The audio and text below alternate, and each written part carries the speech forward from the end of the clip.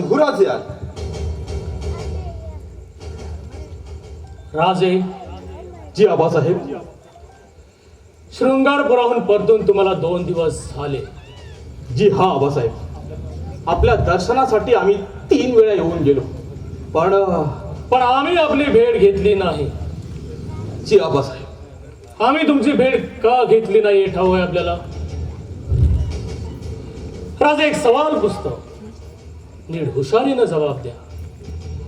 पतिव्रतेची वा कुमारिकीची बेइज्जती करणाऱ्या गुन्हेगाराला कोणती सजा सुनवावी आम्ही? गुन्हा शाबित झाला तर एकच सजा आहे आबासाहेब, मौत. कडेल. आणि गुन्हेगार मातब्बर असला तर? इन्साफ गुन्ह्याकडे पाहतो, माणसाकडे नव्हे.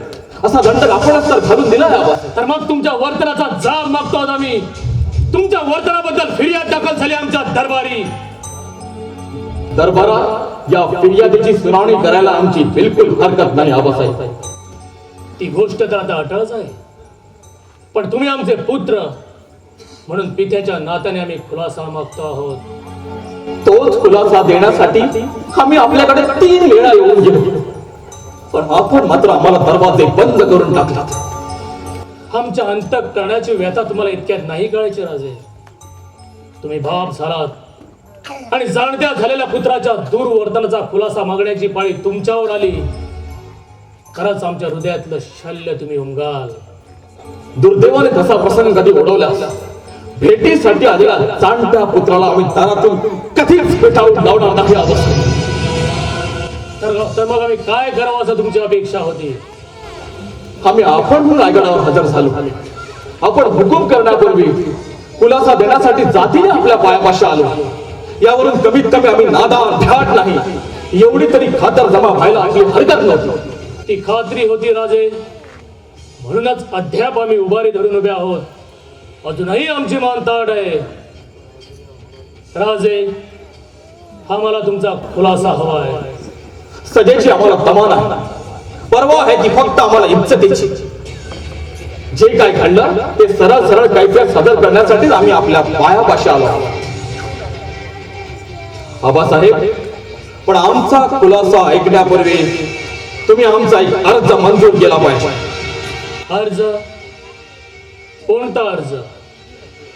आमची कैफियत आम्ही केवळ आपल्या पायापाशी सादर करणार, इतरांचा त्याच्याशी काहीही संबंध नाही. मतलब? आबासाहेब, मा साहेबांना आणि दरबारातल्या या मानकरांना तुम्ही इथून जाण्याची अनुज्ञा द्यावी. ते का म्हणून? आबासाहेब, आमच्या चारित्र्याचा न्याय निवाडा करण्याचा अधिकार केवळ आपल्याकडे आहे.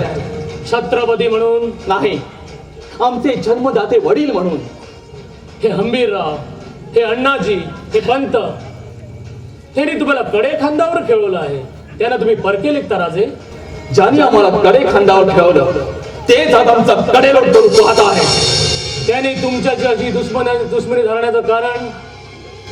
आमच्यापेक्षा हा सवाल तुम्ही त्यांनाच पुसणं योग्य होईल. आणि तुमच्या मासाहेब, त्या तर घरच्याच आहेत. आमच्या नव्हे, रामराजांच्या मासाहेब. राजे, क्षमा करा आबासाहेब, मासाहेबाविषयी आम्ही फार संयमानं बोललो. राजे, तुमचा अर्ज आम्हाला नामंजूर आहे. तुमच्यावर आरोप जाहीर रीतीने झाले आहेत, त्याचा खुलासा देखील सर्वांच्या समक्षच व्हायला पाहिजे. राणी साहेबांचा आणि इतर मानकऱ्यांचा उपमर्द करणं असा तुम्हालाही परिणामी योग्य होणार नाही. राजे, तुम्ही युवराज आहात, युवराज, याची भूल पडू देऊ नका. याचा अर्थ केवळ छत्रपती म्हणून आमच्याकडे तुम्ही खुलासा मागतात? आपल्या हिशोबी आम्हाला केवळ युवराज म्हणून देखत आहात. छत्रपती म्हणून?